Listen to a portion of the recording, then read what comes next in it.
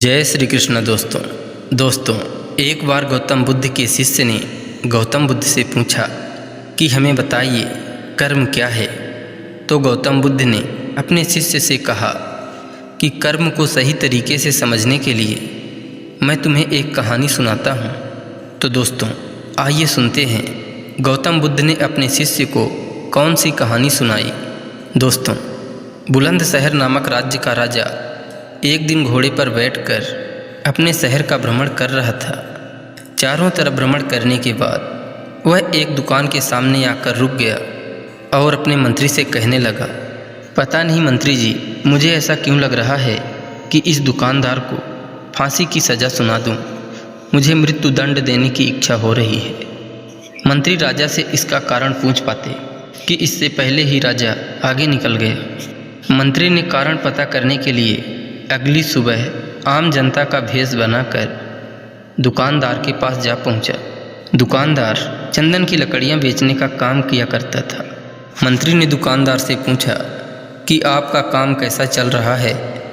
तब दुकानदार ने कहा कि उसका बहुत ही बुरा हाल है। लोग उसकी दुकान में आते हैं, चंदन की लकड़ी की भी बहुत प्रशंसा करते हैं, लेकिन खरीदता कोई भी नहीं।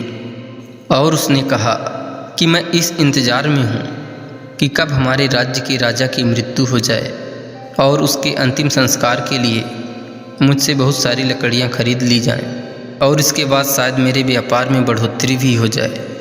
मंत्री को सारी बात समझ आ गई कि यही वो नकारात्मक विचार है जिसने राजा के मन को भी नकारात्मक कर दिया है। वो मंत्री बहुत बुद्धिमान था, इसलिए उसने सोचा कि मैं थोड़ी बहुत चंदन की लकड़ियाँ खरीद लेता हूँ। उसने दुकानदार से कहा, क्या मैं आपसे थोड़ी बहुत लकड़ियाँ खरीद सकता हूँ? दुकानदार यह सुनकर बहुत खुश हो गया और उसने सोचा कि चलो कुछ तो बिक्री हुआ।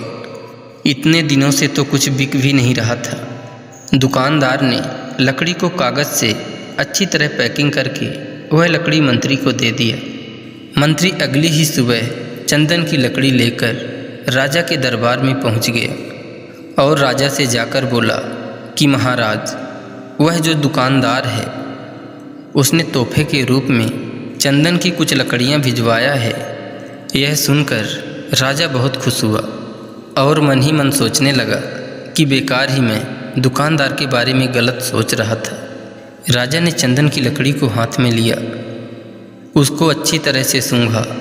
उसमें से बहुत अच्छी सी सुगंध आ रही थी, इसलिए राजा अत्यधिक प्रसन्न हो गया और मंत्री के हाथ से उस दुकानदार के लिए सोने के कुछ सिक्के भिजवा दिए। मंत्री पुनः भेष बदलकर उस दुकानदार के पास सोने के सिक्का लेकर पहुंच गया। दुकानदार सोने के सिक्के को देखकर सोचा, मैं राजा के बारे में बेकार ही सोच रहा था। राजा तो बड़े ही दयालु हैं। इतना कहकर गौतम बुद्ध ने कहानी खत्म कर दी। कहानी खत्म होते ही गौतम बुद्ध ने अपने शिष्यों से पूछा, अब आप बताइए कि कर्म क्या होता है। शिष्यों ने उत्तर देते हुए कहा कि शब्द ही हमारे कर्म हैं। जो हम काम करते हैं वही हमारे कर्म हैं, और जो हमारी भावनाएं हैं वो भी हमारे कर्म हैं। गौतम बुद्ध सभी शिष्यों के उत्तर सुनने के बाद बोले, आपके विचार ही आपके कर्म हैं।